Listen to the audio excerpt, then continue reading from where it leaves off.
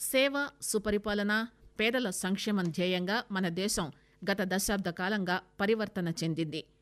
ముఖ్యమైన రంగాల్లో గత 11 ఏళ్లుగా ప్రభుత్వం చేసిన కృషిపై ఆకాశవాణి వార్తా విభాగం ప్రత్యేకమైన కథనాలు ప్రసారం చేస్తోంది.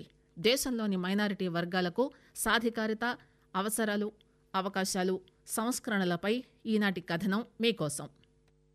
గత దశాబ్ద కాలంగా మైనార్టీల అభ్యున్నతికి ప్రభుత్వం విద్య, ఆర్థిక సాధికారిత, మౌలిక సదుపాయాల అభివృద్ధి లాంటి అంశాల్లో ఎంతో ప్రగతి సాధించింది. ఒక్క ప్రధానమంత్రి జన్ వికాస్ కార్యక్రమం కిందే 18,000 కోట్ల రూపాయల పైగా విలువైన ప్రాజెక్టుల్ని మంజూరు చేసింది. జాతీయ మైనార్టీల అభివృద్ధి ఆర్థిక సంస్థ అందించిన 752 కోట్ల రూపాయల రాయితీ రుణాలతో ముఖ్యంగా వెనుకబడిన వర్గాలకు చెందిన 1,74,000 మంది పైగా లబ్ధి పొందారు. హజ్ సువిధ యాప్, హజ్ వాలంటీర్ ప్రత్యేక శిక్షణా కార్యక్రమాలు యాత్రికుల అనుభవాన్ని మెరుగుపరిచాయి. పారదర్శక పాలనను బలోపేతం చేయడానికి ఈ ఏడాది అమల్లోకి వచ్చిన వక్ఫ్ సవరణ చట్టం, ఆ తర్వాత ప్రారంభించిన ఉమ్మీద్ పోర్టల్ వక్ఫ్ ఆస్తుల డిజిటల్ నిర్వహణలో కొత్త శకానికి నాంది పలికాయి. ఇంకా బౌద్ధ అభివృద్ధి ప్రణాళిక, జియో పార్సీ లాంటి పథకాలు వివిధ సమాజాల సాంస్కృతిక పరిరక్షణ, విద్యా సంక్షేమం లాంటి ప్రత్యేక అవసరాలను తీరుస్తున్నాయి.